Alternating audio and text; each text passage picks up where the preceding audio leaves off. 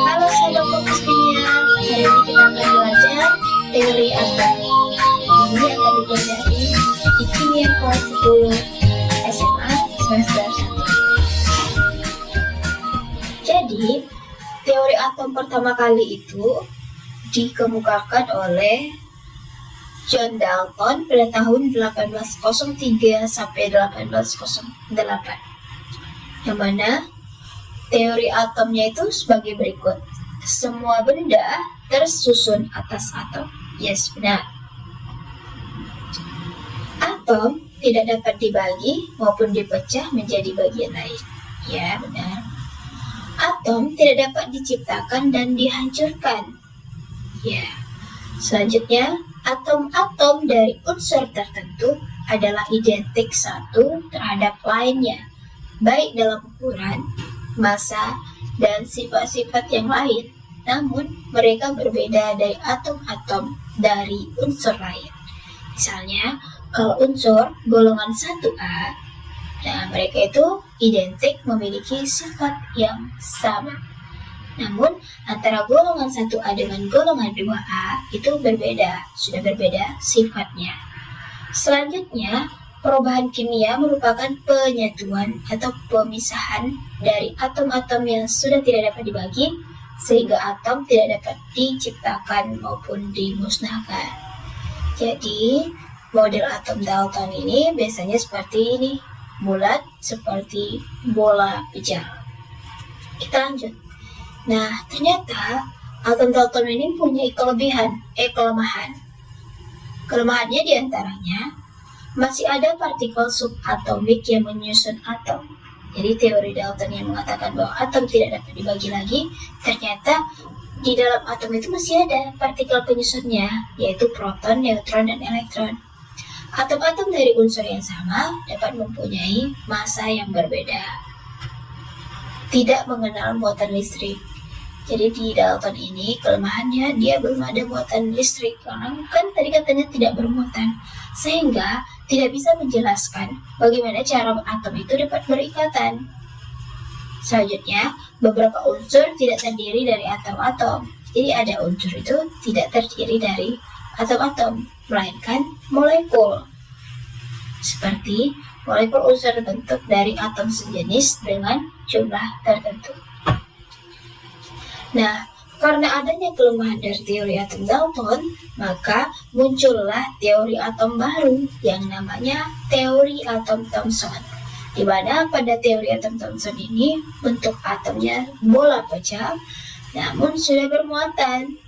Nah, muatannya seperti roti kismis, yang kismis ini baratnya adalah elektron-elektron, di mana setiap satu elektron itu memiliki satu muatan positif, satu elektron muatan positif. Jadi elektron sama proton itu tersebar merata di dalam suatu atom, sehingga muatan dari model atom Thomson ini yaitu netral, seperti roti kismis dan bermuatan netral. Thomson menyatakan bahwa atom terdiri atas materi yang bermuatan positif dengan elektron-elektron yang tersebar di antara muatan positif seperti kismis di dalam roti kismis. Namun sayangnya, teori atom Thomson ini memiliki kelemahan, yaitu tidak adanya lintasan elektron dan tingkat energi. Harusnya kan ada. Kemudian, tidak dapat menjelaskan susunan muatan positif dan negatif dalam atom. Jadi dia tidak dapat menjelaskan bahwa proton itu letaknya di mana, dan negatif atau elektron itu terletaknya di mana di dalam atom. Nah, bentuknya seperti ini, cuma tersebar merata, namun keberadaannya tidak dapat menentukan atau susunannya. Karena adanya kelemahan dari teori atom Thomson, maka muncullah teori atom baru yang namanya teori atom Rutherford.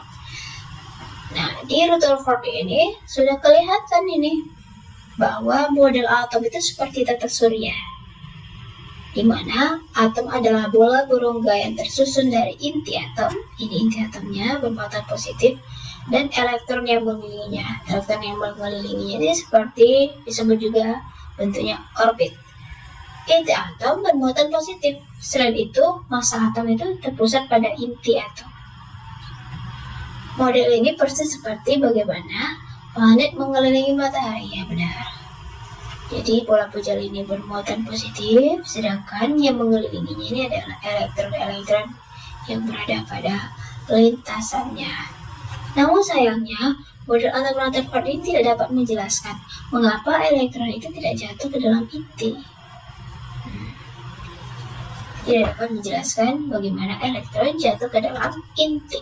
Selain itu, tidak dapat menjelaskan penyebab elektron jatuh ke dalam inti. Nah, itu kan bertentangan dengan teori gelombang elektromagnetik Maxwell yang menyatakan bahwa gerakan elektron mengitari inti itu disintari dengan pemancaran energi. Hal tersebut akan menyebabkan berkurangnya elektron dan lintasannya semakin mendekati inti. Lama-kelamaan, maka akan jatuh ke dalam inti atom. Selain itu, kelemahan atom Rutherford tidak dapat menjelaskan terjadinya spektrum garis pada atom hidrogen. Nah, disebabkan oleh kelemahan dari atom Rutherford, maka muncullah teori atom baru yang namanya adalah teori atom Bohr. Nah, ini dikemukakan oleh Bapak Niels Bohr, di mana atom itu terdiri dari inti yang bermuatan positif, jadi ini namanya inti, muatannya positif, dan dikelilingi oleh elektron yang bermuatan negatif. Nah, ini dikelilingi oleh elektron dalam lintasannya, di mana elektronnya ini bermuatan negatif. Elektron bisa berpindah dari satu lintasan ke lintasan lain. Ya, misalnya elektron ini dapat berpindah dari kulit pertama ke kulit kedua. Caranya adalah dengan menyerap atau memancarkan energi, sehingga energi elektron atom itu tidak akan berkurang. Jika berpindah ke lintasan yang lebih tinggi, elektron akan menyerap energi. Sedangkan jika berpindah ke lintasan yang lebih rendah, maka elektron akan memancarkan energi. Nah, jumlah elektron-elektron pada atom Bohr ini itu tergantung kepada kulitnya. Misalnya, untuk mencari jumlah elektron maksimum pada kulit pertama, atau secara umum, cari elektron maksimum itu rumusnya adalah 2n². Artinya, kalau misalnya kulit pertama, berarti 2 kali 1². 2. Ini kan 2 elektron. Kalau kulit kedua, 2 dikali 2². Artinya, 2 kali 2² itu 8. 1, 2, 3, 4, 5, 6, 7, 8. Dan begitulah seterusnya, ya kan? Namun, teori atom Bohr ini ternyata memiliki kelemahan, yaitu adanya radius dan orbit.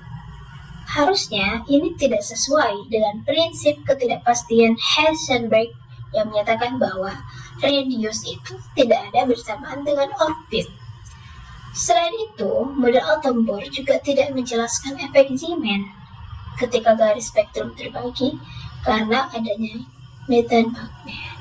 Akibat kelemahan dari teori atom Bohr, maka muncullah teori atom baru yang namanya adalah teori atom mekanika kuantum, yaitu dikemukakan oleh Bapak Werner Heisenberg tahun 1926.